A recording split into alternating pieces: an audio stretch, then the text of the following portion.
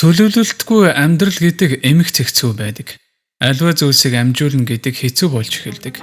Харин эсрэгээр нь хийх нь илүү амархан болж байгаа юм. Хэрв амьдралдаа ямар нэгэн зүйлд хүрэхийг хүсэж байгаа хүнд урсгалаараа явах нь зохимжгүй байлаа. Тэгвэл энэ бүхнийг шийдэж болох нэг систем бий. Энэхүү системийг хэрэгжүүлснээр зорилгоудаа биелүүлэхэд илүү амар байх болно. Амьдрал дээр болж бүтэж байгаа бүхэн өөрийн гэсэн цаг хугацаанд бий болдог. Улирал бүхэн өөрийн гэсэн цаг хугацаатай. Амжилттай төслүүдч гэсэн өөрийн гэсэн цаг хугацаанд биелдэг. Ингивч бидний ихэнх нь үүнийг ойлгодгүй. Бас үүний талаар боддогчгүй. Биелүүлэх гэж байгаа зорилго амьдралаа тэр чигт нь нэг бүхэл зүйл гэж харна. Амьдралын өөр бусад талбар бүр дээр тус тусад нь хийх гэж байгаа бүх зүйл яг үнэндээ энэ бүхэндээ хүрэхийн тулд сахилга бат болон урам зоригт найдаж байдаг. Тамирчин, антрепренер гэх мэт өндөр бүтээмжтэй хүмүүсийн ихэнх нь өөрсдийгөө өдөр бүр шахаж ажилтгүй юм. Тэд зүгээр л хийдэг. Яагаад вэ гэж вэ? Учир нь тэд нэг зүйлдээ бүрэн донтсон юм. Бүх эрч хүч энерги энэ зүйлд л зарцуулж чаддаг. Сэрснээс ахуулаад унтах хүртлээр энэхүү зүйлээ бодож л амьдрна. Энэ өөр зүйл хийхгүй гэсэн үг биш ээ. Зүгээр л чухал зүйлээ ихэнд тавьж, чухал бус зүйлсээ дараа нь тавьдаг гэсэн үг. Мэдээж үүний үр дүнг нь бид бүгд олж хардаг. Магадгүй бидний ихэнх нь тэдэн шиг донтож, тийм их хүсэл тэмүүлэлгүйч байж болох юм. Гэвч бидний ойлгохыг оролдож байгаа зүйл нь энэ биш билээ. Энэ бол үндсэн зарчим юм. Ямарваа нэгэн зүйлд амжилт гаргах үндэс бол тэрхүү зүйлдээ бүрэн дүүрэн анхаарлаа хандуулж ажиллах хэрэгтэй. Нэг зорилгын төлөө 3-6 сарыг зарцуулаад нэг үзээрэй. Энэ хугацаанд бусад ажлаа хойш нь тавьж үүнийг л хийгээрэй. Тэгсэн ч үр дүнгүй гэж бодож байна уу? Нэг төслийг амжилттай гүйцэтгэхэд, нэг бизнесийг амжилттай явуулахад ингэж л ажиллана. Амьдралаа ээлжлэн солигдох улирал гэж бодоод тухайн улирал цаг хугацаанд нь нэг л зорилгодоо хүрэхийг хичээгээрэй. Өөрийнхөө улирлын тоглолтоо сонго. Түүндээ бүх хүчээ зарцуул. Тэгээд амраад өөрийгөө үнэлээд, дүгнээд дахин давт.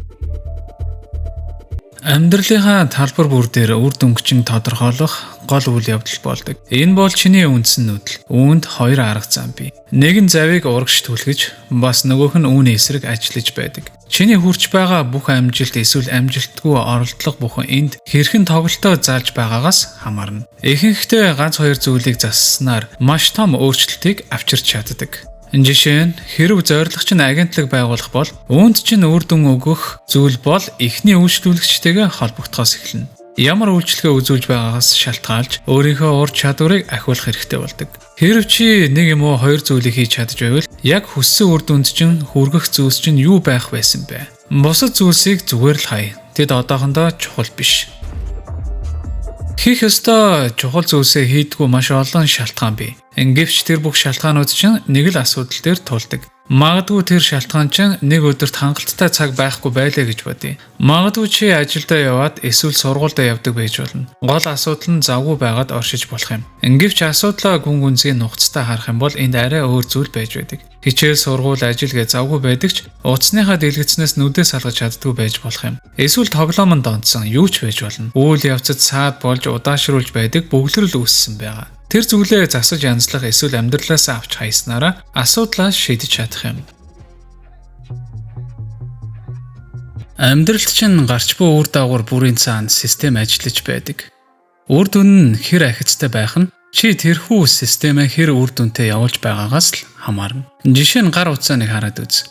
Тус бүрдээ өөрийн гэсэн үүрэгтэй жижиг деталь элементтэй. Энэ бүхэн нийлж байж нэг том төхөөрөмж бий болж байгаа юм. Үүнийг систем гэж хэлээд байгаа юм. Олон зүйлс нэг л том үр дүнгийн төлөө ажиллаж байдаг гэсэн үг. Үүнийг мэддэгч вэ, үгүй ч вэ, амьдрал чинь тэр чигээрээ системийн дагуу явагдаж байдаг. Амьдралын чинь ямар ч үр өгөөж үр дүн бүхэн чи системээ яаж бий болгосноос хамаарч байдаг. Өдөр тутмын чинь амьдралын хэмнэл, хоолны дэглэм, чиний бодол, мэдрэмж гээд энэ бүхэн өөрийн гэсэн үр дүн болон өөрийн гэсэн системтэй. Энэ бүхэн нэгдэж нэгэн том цул амьдралын системийг бүрдүүлж байдаг. Сонсоход яг яригтай ч гэсэн яг үнэндээ маш энгийн зүйл юм. Нэг үйлдэл, нэг үр дагавартай. Олон жижиг үр дагаврууд нь нэг бүхэл том үр дүнд хүргэдэг юм. Энэ нь бүх зүйлд үйлчилж байдаг. Тэгэхээр таны амьдралын үр дагавар ямар байгаасаа гэж хүсэж байна. Амьдралдаа хийж байгаа бүхэн чинь тэрхүү том зүйлд хүрэхийн төлөө ажилладаг байх ёстой. Бүх зүйл чинь энэ бол өдөр тутмын дадал зуршил өндөр бүтээмжтэй байх гэдгээс илүү гүн гүнзгий утга агуулгатай юм. Энэ бол чиний онцлогт тохируулж хийх тухай юм.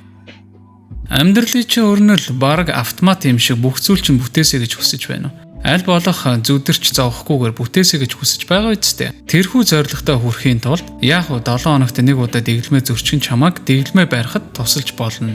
Үүнийг системдээ нэмэл өгчих. Бүх зүйлсийг зовж хийх албагүй. Эцсийн үр дүн л ямар байх нь тэр нь л чухал юм. Ингээд л болоо. Өөрт тохирох тэрхүү системээ бий болго, бусдыг дуурайж биш, эцэст нь энэ бол чиний амьдрал. Өөртөө зориулж амьдрах хэрэгтэй. Давуу тал бол сул тал дээр ч гэсэн өөрийнхөө хүчийг ашигла. Ингээд YouTube-ээ хаагаад амьдралаа нэг босгоорой.